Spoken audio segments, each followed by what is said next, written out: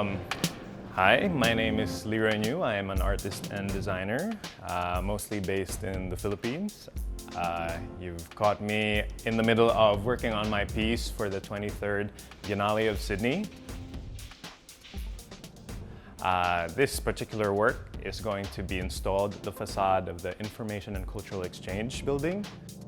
I've spent almost 3 weeks now working on random discarded objects, collected surplus materials that we've sourced from volunteers, from reverse garbage, into this extraordinary biomechanical growth formation that resembles a kind of baleta tree. The baleta tree from where I'm from is this sacred tree. It is this sinewy looking natural structure that starts out as a vine and wraps itself around existing trees. And you'll see it as having prop roots growing out of its branches and becoming secondary trunks. So it resembles a kind of natural cathedral of sorts, and hence it's become a place of worship in Southeast Asian mythology.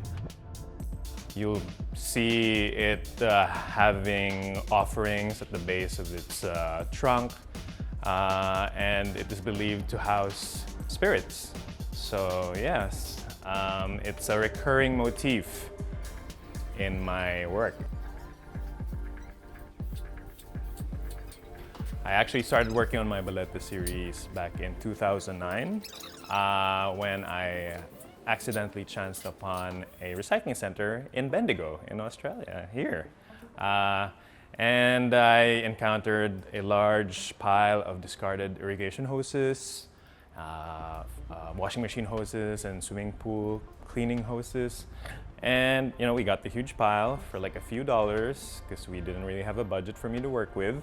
And I just basically spent time with them, played with them, allowed my hands to dialogue with the material, and what resulted was a kind of baleta tree structure.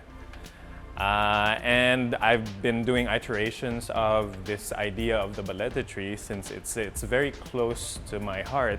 Growing up in the Philippines, we grow up hearing about stories of, spirits residing in the tree, warnings from our, grandparents to not go too near, because somehow, under Spanish rule, the tree has become a kind of malignant space. It's been demonized as being the abode of evil spirits. So if you get too close, you either get cursed or suffer something undesirable.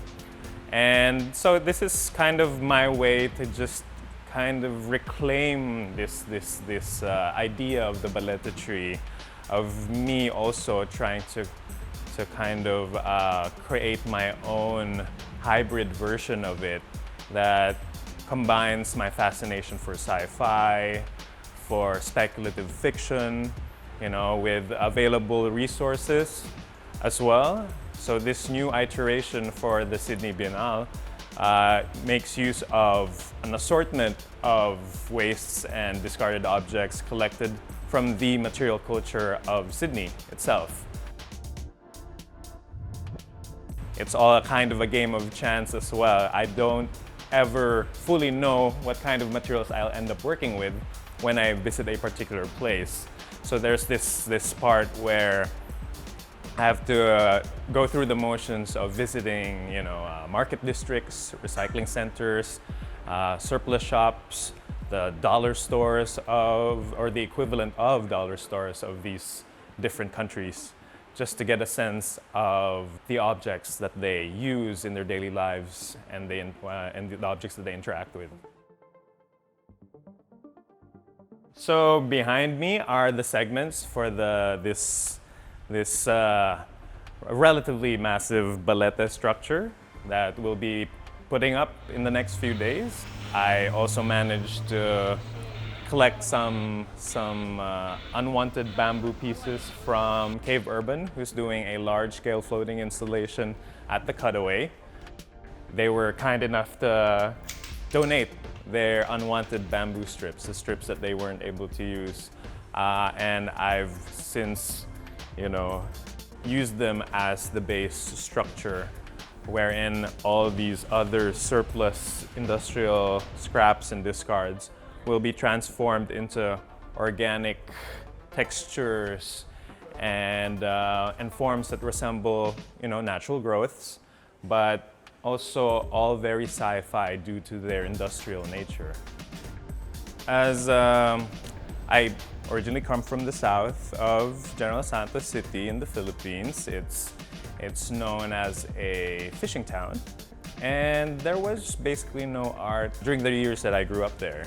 There was no internet, so I had to be creative in sourcing my artistic influences, you know, like this came in the form of comic books or like illustrated card games that I've encountered, and a lot of sci-fi and fantasy. So this has kind of became the foundation for my sensibility for form.